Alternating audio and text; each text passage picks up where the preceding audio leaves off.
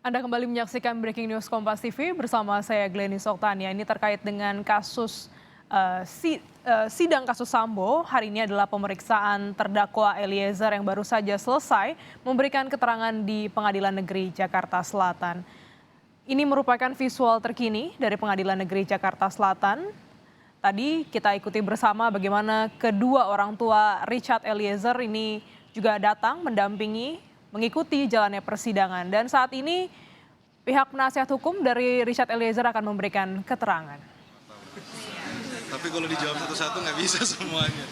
Makasih ya teman-teman sekali lagi sudah hadir, rekan-rekan media yang kami hormati, kami banggakan bahwa hari ini hadir kami tim penasihat hukum bersama orang tua dari Barada Richard Eliezer Pudihang Lumiu.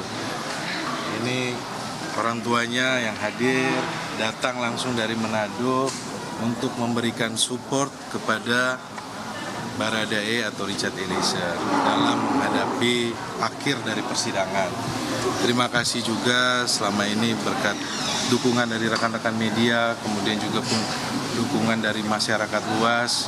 Nanti juga akan disampaikan secara langsung terima kasihnya bahwa kami juga dalam hal ini mengharapkan ada keadilan untuk keluarga korban dan juga ada keadilan untuk Richard Eliezer.